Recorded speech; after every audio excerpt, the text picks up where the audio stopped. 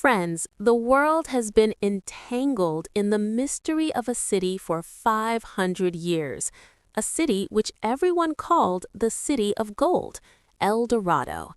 Thousands of people tried to find it, but many people got lost only in the jungle. Some say it is in the jungles of Amazon, some say it is in Congo, but the truth is still hidden. Today, we will know what is the real story of El Dorado, and was this city really ever there? El Dorado is a Spanish word meaning gold. This story is of a city which was made entirely of gold. Buildings, roads, and even daily necessities were made of gold. The most special thing is that the king of this city used to apply a powder of gold on his body every day and washed it in the lake in the evening. Imagine how much gold was used every day. In the 16th century, when the Spanish army reached South America, they heard the story from the locals, and only one thought came to their mind: gold. And thus began the most dangerous search in the world. In 1537, the Spanish army attacked a tribe in Colombia.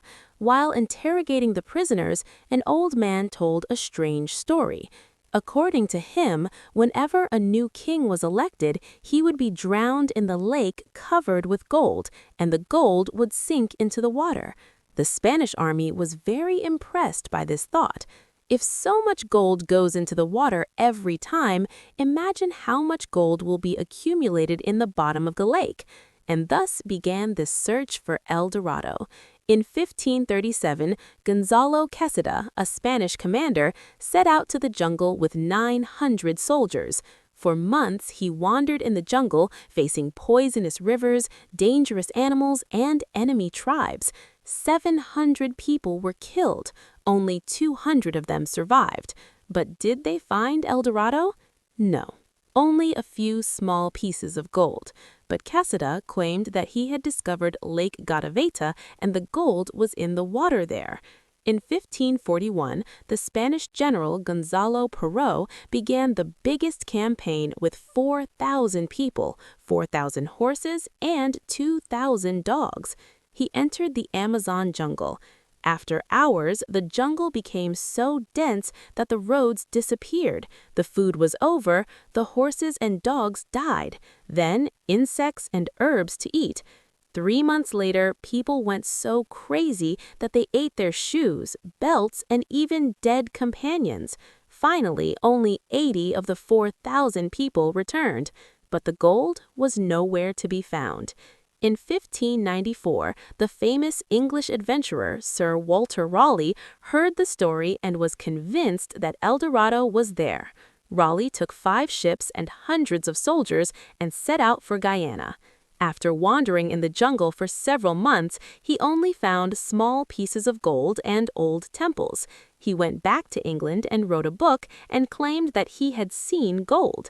In 1617, Raleigh was sent again, but still no gold was found. In 1545, the Spaniards tried to remove the water from the lake for the first time. Thousands of people started drying the lake. After several months of hard work, only a few pieces of gold were found. The lake was filled again. In 1580, a merchant dug a new drain. He took out the water and saw some pieces of gold, but the part of the lake got stuck and 50 workers died. The lake is the same today. Maybe the gold of the wealth of the Arabs is under it, but it is impossible to remove it. In the 19th century, the European adventurer reached the jungles of Congo. He found the remains of ancient cities and gold. Some historians say that the story of El Dorado is actually of Africa.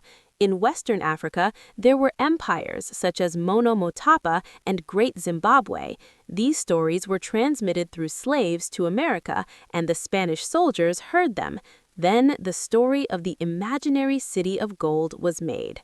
In 1925, the British adventurer P.C. Fawcett went to the jungle of Brazil. With the help of ancient Portuguese documents, he named the city Zide.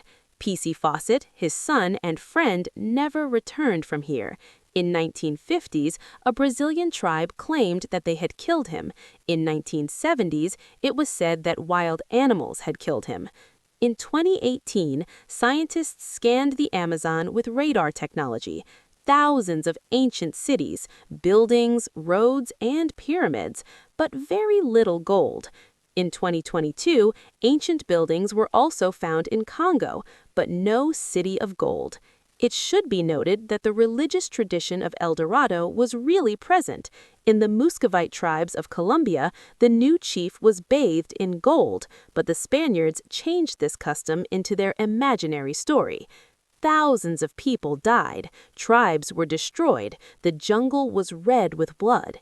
Even today, some people go in search of this city, but the real danger reaches the jungle and the locals. The real treasure of El Dorado was not gold. The real treasure is this jungle, these streams, this vitality, and this greenery. Friends, the search for El Dorado was not limited to the early centuries. Even after the 17th century, people kept going to the jungles for this city. Some traveled millions of miles after hearing about it. Some lost everything in their lives. Imagine, despite the dense shadows of the jungle, dangerous animals, poisonous rivers, and diseases, people's desire was for gold. Around 1640, a Spanish explorer told another story in which it was said that there is a hidden valley in the heart of the jungle in which the roots of gold grow in the shade of trees, and the plants give golden-toothed fruits. This story really seemed fairy tale, but it pushed many new researchers into the Amazon. In the 17th century, when the explorers went to Africa, they tried to find the ancient city in the jungles of Congo. They saw some strange signs, stone pillars, small gold bars, and the stories of local tribes that told that there was a great empire here centuries ago. This created the idea in the hearts of many European explorers that perhaps the real location of El Dorado was not America, but Africa. In the mid-1800s, the British and French archaeologists started detailed surveys in the jungles of the Amazon and Congo, but the dense vegetation and heavy rains in the jungle made their paths difficult. Many documents and maps were made, but no big city of gold was found. It became clear that El Dorado only existed for the purpose of imagination, but it put thousands of people in danger. After 1925, modern technology also tried to help in the search of El Dorado. Radar scanning revealed the ancient city hidden under the Amazon, but very little gold was found. Scientists concluded that these stories may be memories of centuries-old cultures that later turned into stories. Even today, some people go to these jungles. There are forums on the internet where people share new maps, new discoveries, and false theories. Some people claimed on YouTube that they have found gold statues, but no evidence has ever been found. In fact, the purpose of El Dorado was never just gold. It is a journey that showed man his courage, the strength to endure dangers, and the intensity of desires. The protection of the jungle, the protection of the tribes, and the conservation of the land may be the biggest lesson that the story of El Dorado teaches us. Therefore, the dreams of El Dorado, the stories of the city of gold, and the dangerous adventures are not just stories of history. They teach us that every shiny thing is not gold, and it is not necessary to find a solution to every secret. Sometimes, the real treasure is hidden in the beauty of travel, learning, and nature. Therefore, the dreams of El Dorado, the stories of the city of gold, and the dangerous adventures are not just stories of history. They teach us that every shiny thing is not gold, and it is not necessary to find a solution to every secret.